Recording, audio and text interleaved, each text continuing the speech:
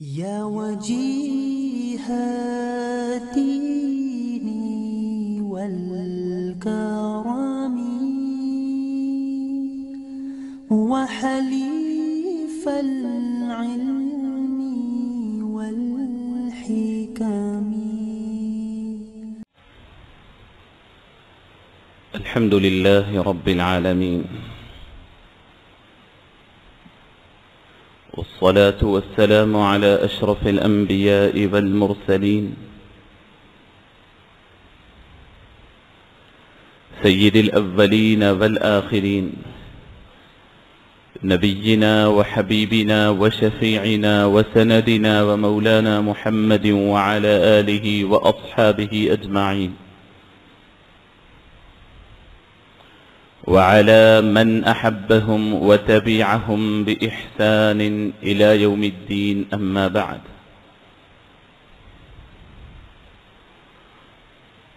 فأعوذ بالله من الشيطان الرجيم. بسم الله الرحمن الرحيم. وأعدوا لهم ما استطعتم من قوة ومن رباط الخيل ترهبون به عدو الله وعدوكم وآخرين من دونهم لا تعلمونهم الله يعلمهم وما تنفقوا من شيء في سبيل الله يوفى إليكم وأنتم لا تظلمون. وقال الله سبحانه وتعالى: كم من فئة قليلة غلبت فئة كثيرة بإذن الله والله مع الصابرين. وقال الله سبحانه وتعالى: ولا تهنوا ولا تحزنوا وأنتم الأعلون إن كنتم مؤمنين. صدق الله مولانا العظيم. وقال الله تبارك وتعالى في شأن حبيبه الكريم: إن الله وملائكته يصلون على النبي يا أيها الذين آمنوا صلوا عليه وسلموا تسليما. اللهم صل وسلم وزد وبارك على حبيبك سيدنا ونبينا ومولانا محمد وعلى آله وصحبه أجمعين. عزیزان گرامی، بزرگوں اور عزیز دوستو، السلام علیکم ورحمۃ اللہ وبرکاتہ۔ گزشتہ سے پیوستہ چند جمعہ سے عالمی حالات، ملک کی اندرونی حالات اور شریعت اسلامیہ پر اور اس کے مختلف گوشوں پر حسب استطاعت، حسب موقع چند گزارشات پیش کی گئیں۔ اسی تسلسل کو جاری رکھتے ہوئے چند اور بنیادی باتیں جو گزشتہ کی ہماری تمام گفتگو کا تکمیلہ بھی ہو سکتی ہیں، ہمارے اپنے پرابلمز کے سلوشنز بھی ہو سکتے ہیں۔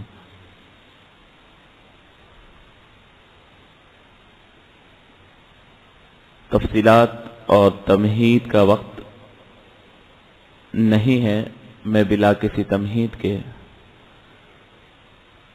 یہ پھر یاد دلا دوں کہ یقیناً آج مسلمان جن حالات سے گزر رہا ہے، یہ نہیں کہا جا سکتا ہے کہ 1400 سال میں ایسے حالات مسلمانوں پر نہیں آئے، بلکہ اس سے شدید ترین حالات ہم پر آئے ہیں۔ اس سے زیادہ خطرناک حالات مسلمانوں پر اور اہل اسلام پر آئے ہیں۔ وہ حالات بھی آئے ہیں کہ جسے سن کر انسان کی رونگٹے ٹھہر جائیں، اس کے حواس باختہ ہو جائیں۔ لیکن ان حالات میں اور آج کے حالات میں بڑا فرق یہ ہے کہ اس وقت حالات کا مقابلہ کرنے والے جو مسلمان تھے وہ بڑے بیدار مغز تھے، وہ اللہ سے اپنے آپ کو جوڑے ہوئے تھے، وہ واقعی مسلمان تھے اور ایمان والے تھے، اور وہ گویا کہ اپنی زبان حال سے، اپنی زندگی کے روز و شب کے احوال سے ڈنکے کی چوٹ پر یہ اعلان کرتے ہوتے تھے کہ ہم ایمان والے ہیں، ہمارے مقدرات زمینی نہیں آسمانی ہیں، ہم تو اس دنیا میں آئے ہیں اللہ کے بندے بن کر، اور ہماری ذمہ داری دنیا کے حالات کو سدھارنا نہیں، اپنے آپ کو سدھارنا ہے۔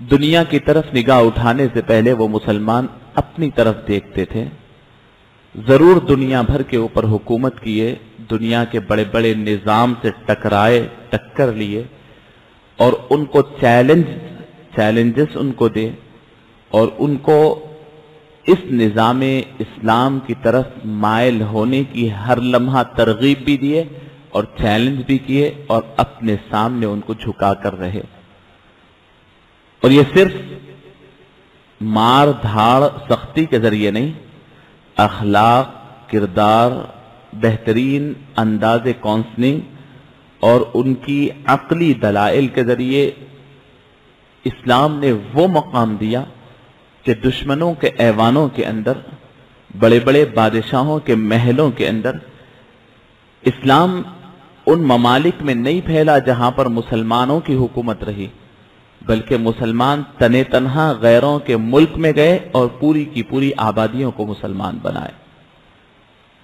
جنگی دستے لے کر کے، جنگی فوجیں لے کر کے جا کر مسلمان نہیں بنائے، تنے تنہا غریب مسلمان ایک ایک بستی میں آ جاتا تو پوری بستی کا منظر بدل جاتا، پورے ملک کا منظر بدل جاتا۔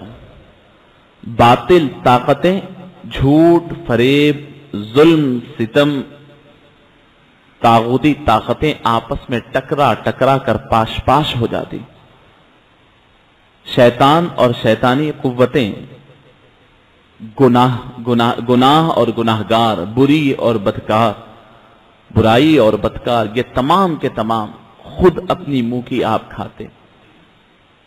مسلمان کا کام صرف یہ ہے کہ اپنے آپ کو پروف کر دے، دنیا کا ہر مظلوم تیری چوکھٹ پر آئے گا، دنیا کا ہر پریشان حال تیرے پاس آئے گا، اس لیے نہیں آئے گا کہ تو دولت دے گا، پیسہ دے گا، نوکری دے گا، بلکہ اس لیے آئے گا کہ مسلمان سکون دے گا، چین دے گا، ایمانداری دے گا، دل کا سکون دے گا، ذہنی پراگندگی سے بچائے گا۔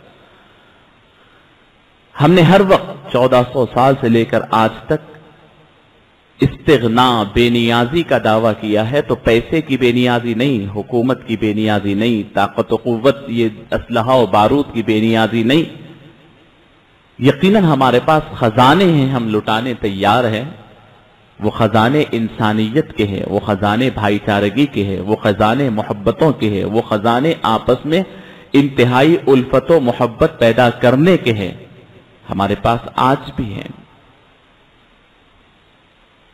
تو میں جو عرض کرنا چاہ رہا ہوں کہ مصیبتیں پہلے بھی آئی ہیں اور اس سے سخت ترین آئی ہیں، اس میں اور اس میں آج ڈر اس وجہ سے ہے کہ ہمیں اپنے آپ پہ کانفیڈنٹ نہیں ہے۔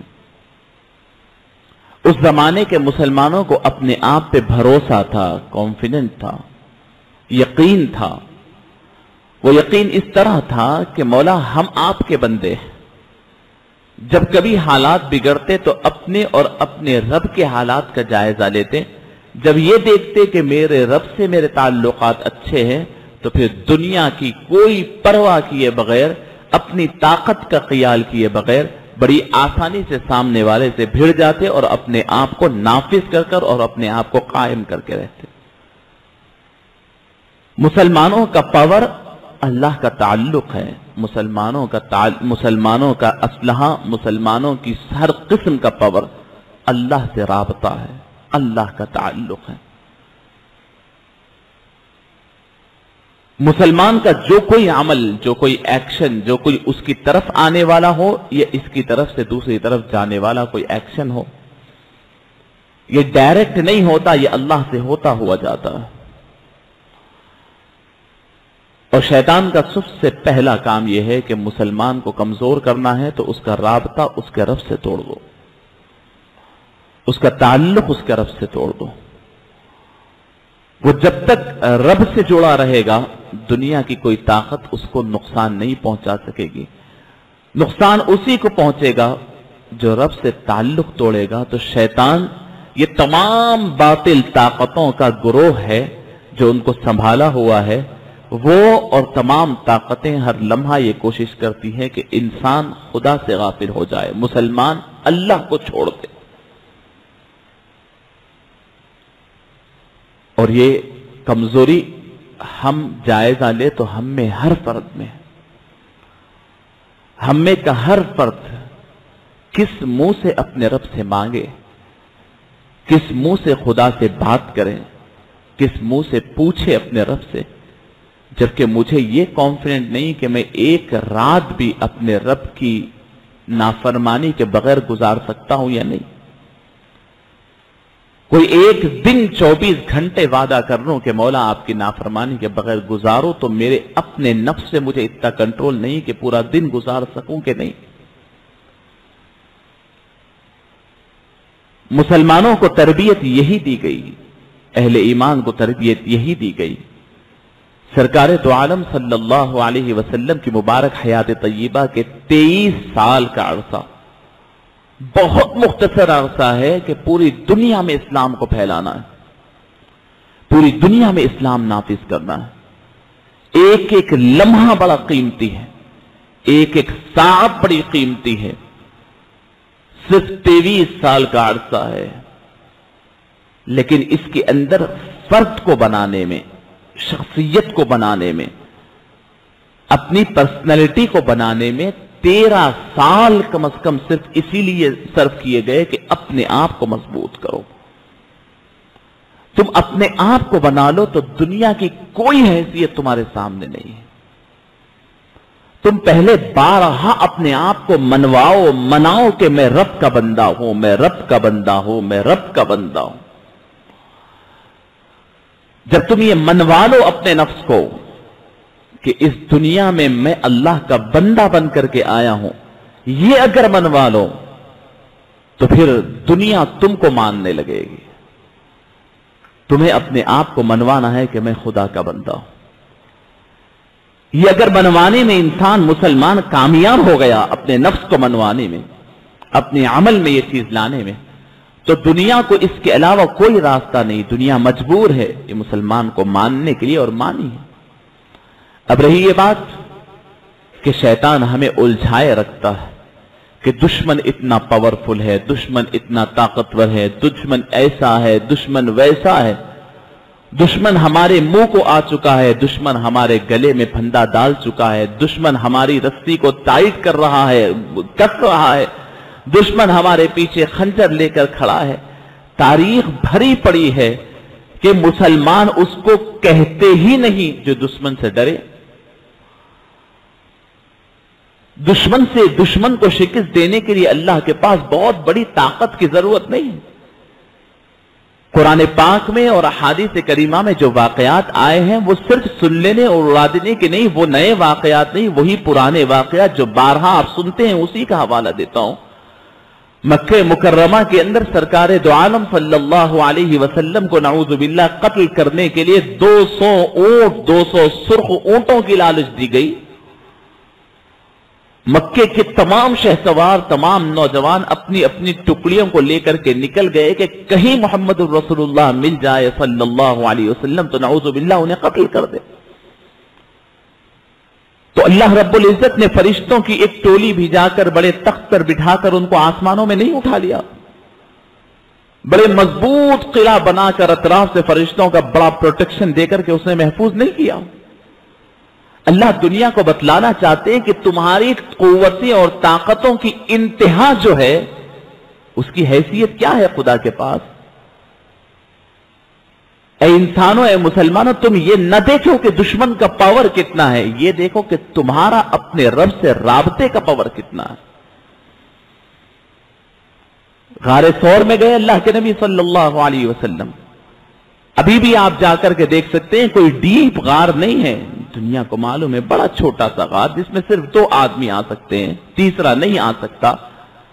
اللہ کے نبی صلی اللہ علیہ وسلم اس غار کے اندر جا کر کے تشریف فرما ہے. برائے نام اللہ کے نبی صلی اللہ علیہ وسلم نے پروٹیکشن لیا تاکہ دنیا کو اسباب اختیار کرنا معلوم ہو جائے, جتنا ہو سکتا ہے اتنا, اس سے زیادہ نہیں. اور کوئی بہت بڑی فوج کو اپنے بالکل یعنی اس غار کے منہ کے اوپر نہیں ٹھہرایا. کس کو ٹھہرایا؟ اللہ کی وہ مخلوق جو صرف تیز سانس اگر آپ لے لے تو اڑ جائے. مکڑی کو حکم دیا, مکڑی نے آ کر کے اس پورے آپ کے غار کے اوپر اپنا جال تان دیا. اور قرآن کہتا ہے مکڑی کیا ہے؟ وَإِنَّ أَوْهَنَ الْبُيُوتِ لَبَيْتُ الْعَنْكَبُوتِ. مکڑی کی دیوار, مکڑی جو اپنے لعاب سے اور اپنے تھوک سے بناتی ہے, وہ دیوار سب سے کمزور ترین ہے. اس سے کمزور بھی کچھ ہو سکتا ہے. انسان ہاتھ ہلائے جانے انجانے کتنے مکڑیوں کے اس کے گھر کچلے جاتے ہیں پتہ نہیں. ادھر پورے مکے کی بہادر شہسواروں کے طاقت و قوت, ہمت, حوصلہ, طاقت, پوری ان کی پلاننگ, ان کا اندر کا دشمنی کا جذبہ, تلواریں جو کچھ ہو سکتے ہیں, گھوڑے سب دوڑائے دیے گئے. اور ایسا نہیں ہوا کہ وہ لوگ وہاں تک نہیں آئے, آئے بھی ہیں, دیکھے بھی ہیں. محمد الرسول اللہ صلی اللہ علیہ وسلم اور دشمنوں کے درمیان کوئی اور نہیں, صرف وہی کمزور مکڑی کا ایک جالا تھا. ان کو ہمت بھی نہیں ہوئی کہ اس مکڑی کے جالے کو توڑ سکے, اور پچھلے پاؤں پلٹ کر کے چلے گئے. یہ واقعات ہمیں بارہا جھنجھوڑتے ہیں کہ مسلمان تو کس طاقت سے ڈر رہا ہے. ارے دنیا بھر کو منانے چلا ہے, دنیا بھر کو سنبھالنے چلا ہے, دنیا بھر کو سدھارنے چلا ہے. کبھی غور بھی تو کرا ہے کہ تیرے رب سے تعلق کیا ہے, تیرے رب سے کیا معاملہ ہے. کیا تیرے رب کو بھی تو نے اتنا راضی کرنے کی کوشش کی ہے جبکہ پورا تیرا معاملہ تیرے رب کے ساتھ ہے. پوری دنیا کے مسلمان اسی چکر میں ہے کہ کب کیا ہوگا, کون دشمن مارے گا, ہر قسم کی تیاری کرے گا, ہر قسم سے پریشان ہوگا. لیکن جو پریشانی سے چھٹکارا دلانے والی چیز ہے اس سے مسلمان غافل, اس رب سے غافل ہے, مکمل طور پر غافل ہے.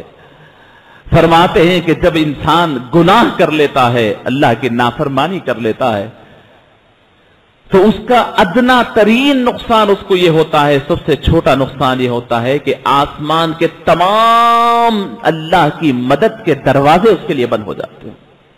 اب کون آئے گا مدد کے لیے, کون بچائے گا اس کو.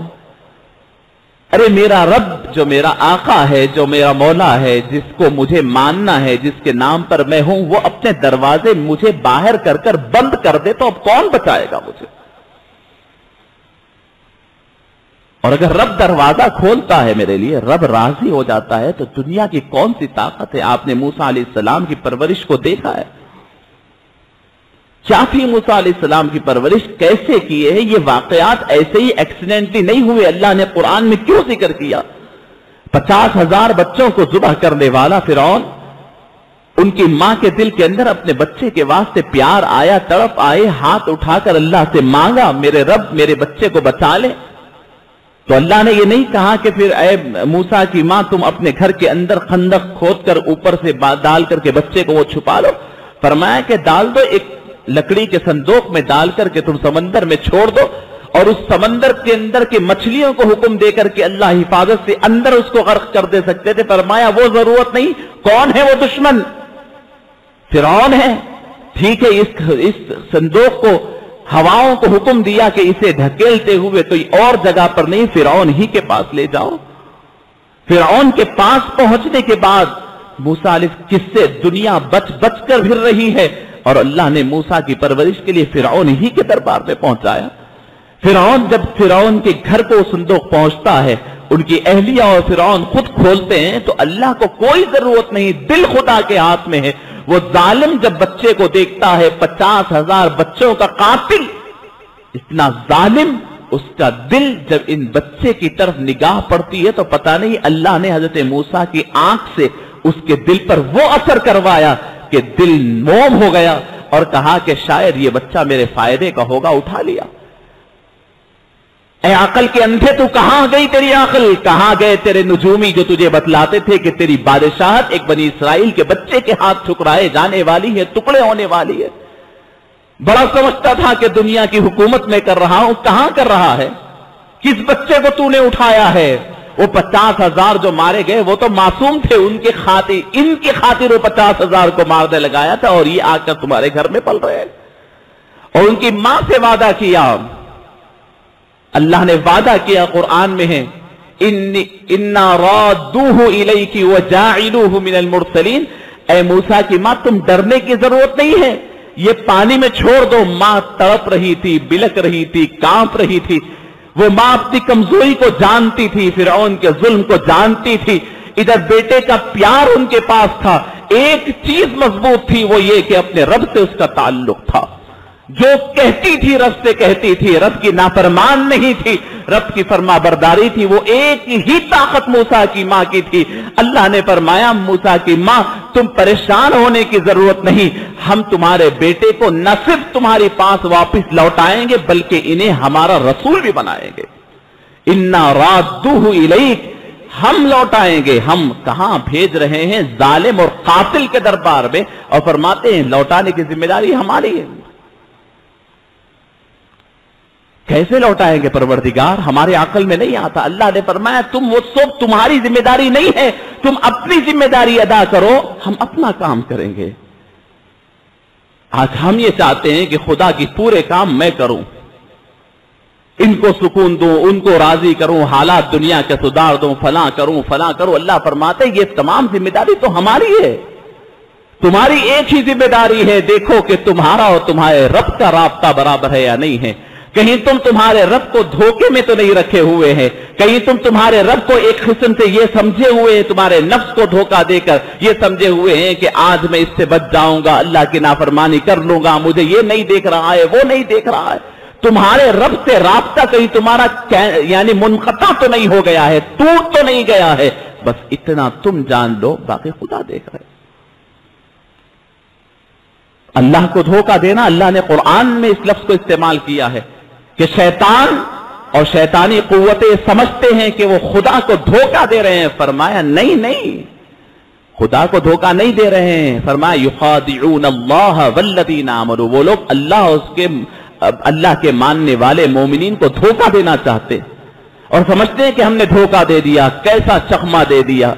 فرمایا وما یخدعون الا انفسهم، یہ دھوکہ تو تمہارے اپنے نفسوں کا ہے، تمہارا اپنا ہے، خدا کو کیا دھوکہ دو گے؟ کتنی دیر ہوئی تھی، چھوڑا یہاں سے، اب ماں بے چین و بے قرار ہے، ماں اور بہن بے چین ہے موسیٰ علیہ السلام کی کہ میرا بیٹا کہاں گیا ہوگا، غرق ہو گیا یا نہیں۔ حد نگاہ تک، نگاہ ختم ہونے تک اس صندوق کو دیکھتی رہی، بے چین رہی، ہاتھ اٹھا کر دعا کرتی۔ بے یار و مددگار ظالم ٹھاٹوں، ظالم موجوں کے درمیان چھوڑ دیے گئے سمندر کے، جو کسی طاقتور کو نہیں بخشتے، لیکن یہ معصوم سا بچہ ہے۔ کس بھروسے پر چھوڑا تھا؟ خدا کے بھروسے پر چھوڑا تھا۔ اللہ وہی بھروسہ مانگتے ہیں، وہی کنیکشن مانگتے ہیں، وہی تعلق مانگتے ہیں کہ تم مانگ لو اللہ سے وہ تعلق بس۔ جب وہاں پہنچتے ہیں، جب وہ ظالم سمجھتا تھا کہ مجھے اپنے ظلم پر ناز ہے، لیکن نہیں ہے، ظلم پر ناز نہیں ہے، بلکہ اس کا دل خدا کے ہاتھ میں ہے۔ اللہ فرماتے ہیں، اللہ کے نبی صلی اللہ علیہ وسلم، لوگوں کے دل اللہ کی 2 انگلیوں کے درمیان ہے، جب چاہے پھیر دیتے۔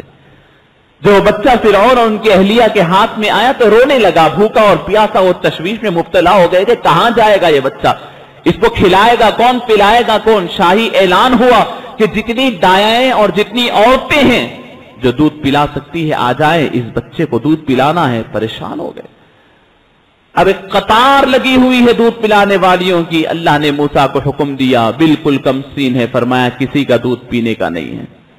پورے شہر میں اعلان ہو رہا ہے کہ ہے کوئی جس کا دودھ پینے کو ہے۔ ان کی بہن دیکھنے ماجرا دور دراز سے پتہ لگا کر پہنچتی ہے، دیکھتی ہے کہ کیسا کریم ہے پروردگار، قطار میں عورتیں ٹھہری ہے فرعون کو خوش کرنے کے لیے کہ اس معصوم کو دودھ پلا دے، کسی کا دودھ نہیں پی۔ اس بہن نے کہا کہ میں بتاتی ہوں، ایک ایسی خاتون کو جس کا دودھ شاید پی لے گی، لے آؤ اس خاتون کو۔ اب موسیٰ کی ماں کہاں جا رہے ہیں؟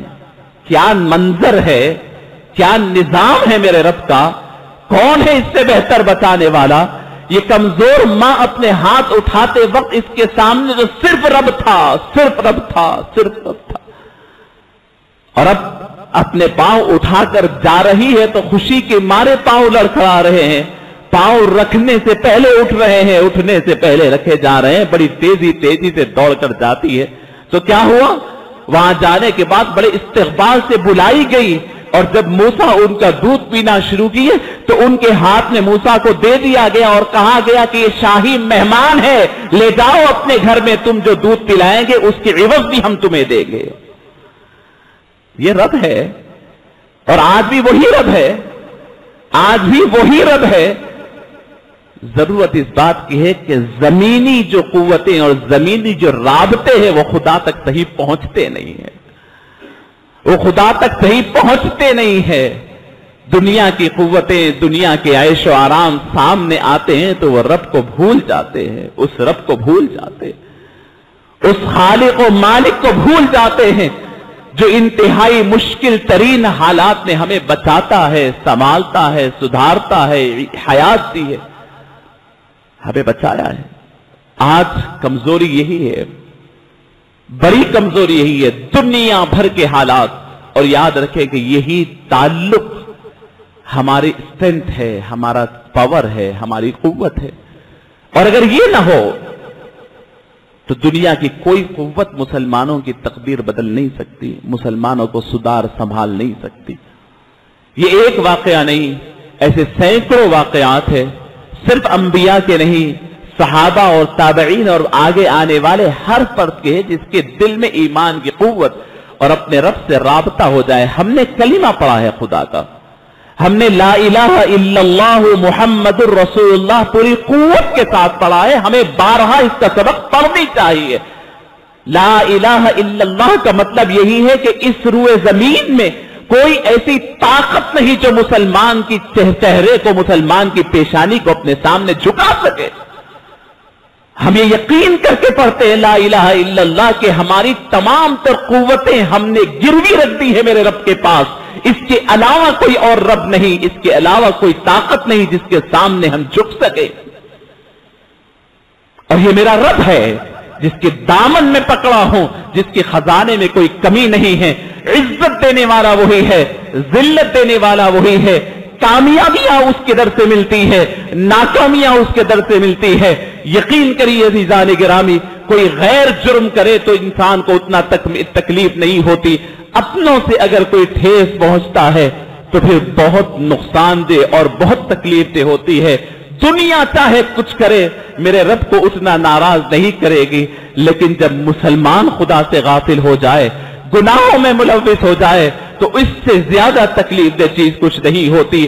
احادیث کریمہ کا مفہوم ہے کہ اے مسلمانوں اپنے وقت کی قدر کرو، اپنی اللہ نے جو فرصتیں دی ہیں اس کی قدر کرو، اللہ نے جو موقع دیے ہیں اس کی قدر کرو، قبل اس کے کہ فرصت ختم ہو جائے۔ آج تمہیں کسی قسم کی پکڑ نہیں ہے، جکڑ نہیں ہے۔ جب اللہ اکبر کے ساتھ مؤذن ٹھہرتا ہے تو بتاؤ کوئی فوج تمہارے آزو بازو کو پکڑ کر مسجد کو جانے سے نہیں روکتی، پھر کیا بات ہے کہ تمہارے مصلے خالی ہوتے ہیں، تمہاری مسجدیں ویران ہوتی ہے، تمہاری مسجدوں میں بالکل دھول و گرد اڑ رہا ہے۔ جب اللہ رب العزت کی طرف سے یہ حکم ہوتا ہے کہ مسلمانوں حلال کو حلال سمجھو، حرام کو حرام سمجھو، تو بتاؤ کون تمہاری کن پٹی پر گن کا پوائنٹ رکھ کے تمہیں کہتا ہے کہ حرام کھاؤ، جوا کھیلو، شراب پیو، لوگوں کی زمینیں ہڑپو، جھوٹ بولو، دغا دو، کمزوری تول میں ناپ میں کمی کرو اور تو فلاں کرو۔ یہ کس نے تمہیں زبردستی کی تھی؟ تمہیں تو اختیار تھا کہ تم پوری خوشی کے ساتھ اللہ کے حکم کو مان لیتے۔ فرماتے ہیں کہ جب تمہیں نماز پڑھنے سے نہیں روکا جاتا تو اس موقع کو غنیمت جان کر کے پڑھ لو۔ شراب پینا اپنے آپ کو بچا کے رکھنا چاہتے، کوئی زبردستی نہیں کرتا تو بچا لو۔ حرام کاریوں سے بچنے کا موقع دیا جا رہا ہے، بچ جاؤ، کوئی زبردستی نہیں ہے، لیکن ایک وقت آئے گا، ایک موقع آئے گا، اگر ان موقعوں کی تم قدر نہ کرو گے तो तुम झुकना चाहोगे तो तुम्हें लोग झुकने नहीं देंगे, नमाज पढ़ना चाहोगे तो तुम्हारी पेशानी को खुदा की बारगाह में झुकने नहीं देंगे।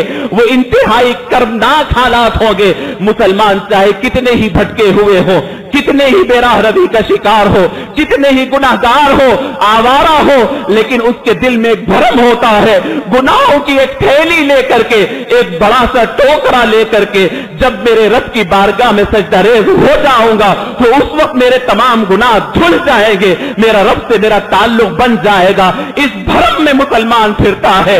मेरे भाइयों, मेरे नौजवानों, मेरे बुजुर्गों, अल्लाह फरमाते हैं कि इस भरम के ऊपर भरोसा करते हुए न फिरो, ये मौके को गनीमत जानो। खुदाए अज़्ज़ व जल की गीरत को अगर गुस्सा आ जाए तो ये मौका तुम्हारे पास से छीन लिया जाएगा। दुनिया ने देखा है ऐसी बहुत सारी कौमों को, जब कौमों ने इन मौकों का फायदा न उठाया और इसकी नाकदरी की गई तो उनके मसाजिद बंद कर दिए गए, उनके मेहराबों की इज्जत नीलाम कर दी गई, उनको सजदे करने से रोका गया, अल्लाह का कलाम पढ़ने से रोका गया। कुरान का एक हर्फ अगर उसके मुंह से निकल जाता, एक लफ्ज निकल जाता तो कोड़े बरसाए जाते। आज अल्लाह का शुक्र है कि मेरे रब का कलाम में बैठकर पढ़ूं, सुबह से शाम तक पढ़ूं तो किसी की मजाल नहीं मुझे कलाम खींचने वाला हो, इसकी कदर मुझे करनी चाहिए। नमाज पढ़ने आऊं तो किसी की मजाल नहीं कि मुझे नमाज से रोक सके, मुझे इसकी कदर करनी चाहिए। अजीजान गिरामी, हलाल को हलाल समझू। मेरे घर के अंदर औरतों की मैं अगर इज्जत करता हूं, मेरी मां की, बहन की, बीवी की, बच्ची की, तो कौन भला मुझे रोकता है बेइज्जती करने के लिए? कौन मुझे मजबूर करता है अपने हाथ से अपनी औरतों की बेइज्जती करने के लिए? लेकिन इसके बावजूद मेरी सोसाइटी है, मेरा मुआशरा है, इसके अंदर देखे कि मैं लम्हा लम्हा मैं अपने रब को नाराज करता हूं, हरामों का इर्तिकाब करता हूं, हराम चीजों का इर्तिकाब करता हूं। अजीजान गिरामी, अल्लाह ने आज आजादी दी है, कल ये आजादी छीन ली जाएगी। लोगों ने देखा है, स्पेन के हालात को देखा है, लोगों ने देखा है, गरनाता के हालात को देखा है। 800 साल तक मुसलमान हुकूमत किए थे, लेकिन हुकूमत के नशे में, ऐशो इशरत के नशे में खुदा को भूल गए, रब्बे ज़ुल जलाल को, अल्लाह की रहम को गजब में तब्दील कर दिया। खुदा ने उनके पास से पूरे मौके छीन लिए। अब चाहते तो खुदा के सामने सजदा नहीं कर सकते, चाहते तो अपने घरों के अंदर कुरान और अल्लाह की दीन की तालीम नहीं पढ़ा सकते। आज मौका है। इस दुनिया में हमारी पहचान दौलत नहीं है, शोहरत नहीं है, हुकूमतें नहीं है, हमारी पहचान अल्लाह का दीन है, अल्लाह से राबता है, अल्लाह से ताल्लुक है। हजरत उमर इब्न खत्ताब रजी अल्लाह तआला अन्हु का दौर था। उनके साहिबजादे उमर इब्न अब्दुल अजीज रहमत, हजरत अब्दुल्लाह इब्न उमर रहमत रजी अल्लाह तआला अन्हु एक शहर से दूर देहात में एक मकाम पर बैठे हुए, एक नौजवान चरवाहा है, बकरियों को हाँकता हुआ जा रहा है। उस चरवाहे को रोककर पूछा कि मियां मैं कुछ रोटी खा रहा हूं, आओ खा लेना था। उसने कहा कि नहीं आप खाएं, इन्नी साइम, मैं रोजेदार हूं। हज़रत अब्दुल्ला इब्न उमर हैरान रहे कि ये तपती धूप, ये चरवाहा, ये अपने काम में तो मसरूफ है लेकिन अपने रब को राजी करने की कैसी फिक्र है। अरे मियां तुम रोजेदार हो। अब दिल में ख्याल आया कि इसको और आजमाऊं, बिल्कुल चटकेल मैदान। कहा कि अरे मियां एक बकरी मुझे कुछ पैसों में फरोख्त कर देना, हम जुबाह करेंगे और इसे भून करके आप हम दोनों खाएंगे। कहा कि नहीं ये मुमकिन नहीं है। पूछा क्यों? कहा कि मेरे मालिक की इजाजत नहीं है। उससे नहीं पूछा। कहा कि अरे मियां तुमको सिखाने की जरूरत है, तुम जंगल में है, एक मेरे हाथ फरोख्त कर देना, हम खा लेंगे, बाद में कह देना कि भेड़िया ने खा लिया है, किसी ने खा लिया है। वो चरवाहा है, किसी दीनी मदरसे का फारिग नहीं है, कोई बहुत बड़ी इल्म हासिल करा हुआ नहीं है, किसी बड़े घराने का, किसी मुफ्ती घराने का बच्चा नहीं है, एक चरवाहा है। लेकिन वो जवाब देता है कि आप क्या कह रहे हैं, मेरा मालिक नहीं देख रहा है? ये बकरियों का मालिक अगर न भी देखे तो मेरा मालिक तो देख रहा है, उसको मैं क्या जवाब दूं? ये खौफ था चरवाहों में, किसी ममलकत के चरवाहों और आम लोगों में खुदा का ये खौफ हो تو اس وقت کا بادشاہ عمر بن خطاب رضی اللہ تعالیٰ عنہ کے پاور کو بھی ملاحظہ کرے. ان کا عالم کیا تھا کہ پوری دنیا کو صرف چٹائی پر بیٹھتے اور صرف پوری دنیا کے اوپر حکومت کرتے, اور صرف دنیا کے انسانوں پر نہیں, جھاڑ پر, پہاڑ پر, آگ پر, پانی پر, ہوا پر, ہر ایک پر حکومت کرتے. اس کا بیس صرف یہ تھا کہ اپنے تمام رعایا کے اندر خوف خدا کو انہوں نے داخل کر دیا تھا. اور ایک مرتبہ حضرت عمر رضی اللہ تعالیٰ عنہ ایسے ہی بیٹھے ہوئے, جنگ کی مہم پر گیا ہوا ایک قافلہ واپس آ رہا ہے. آپ دل کے کانوں سے سنیں ان جملوں کو. اللہ مسلمانوں کے فیصلے کیسا کرتا ہے. جنگ کی مہم سے مسلمانوں کا قافلہ بڑی خوشیوں کے ساتھ واپس ہوا. حضرت عمر نے پوچھا کہ کیا ہوا؟ انہوں نے کہا کہ کامیابی ملی. پوچھا کہ دشمن تمہارے سامنے کتنی دیر ٹھہرا؟ جنگ شروع کب ہوئی تھی؟ نے کہا کہ صبح فجر کے بعد شروع ہوئی. فرمایا تمہیں کامیابی کب ملی؟ نے کہا کہ سورج ڈوبتے ڈوبتے شام ہوتے ہوتے مل گئی. بڑی خوشی سے انہوں نے کہا. یہ کہنا تھا حضرت عمر بن الخطاب رضی اللہ تعالیٰ عنہ زارو قطار رونا شروع کر دیے. داڑھی مبارک تر ہو گئی, ہچکیاں بن گئے. وہ لوگوں نے پریشان ہو کر کہا امیر المؤمنین یہ خوشی کا موقع ہے. فرمایا کہ تمہیں معلوم ہے کہ حق کے سامنے باطل, خدا کی طاقت کے سامنے شیطان کی طاقت ایک گھنٹہ نہیں ٹھہر سکتی. تمہارے سامنے باطل کی طاقت صبح سے شام تک کیسی ٹھہری ہے؟ مجھے اس کی فکر ہے. یہ صبح سے شام تک جو باطل تمہارے سامنے ٹھہرا, یا تو وہ گناہ کی وجہ سے ہے جو تم نے کیا ہے, یا وہ گناہ کی وجہ سے ہے جو میں نے کیا ہے. یہ گناہوں کی نحوست ہوتی ہے جو باطل کو ہمارے سامنے ٹھہرنے کی ہمت دیتی ہے. آج ہمارے گناہ ہے جو دنیا کو ہم پر دشمنی پر آمدہ کیے اور ہمیں ان کے سامنے کمزور سے کمزور کر رہے.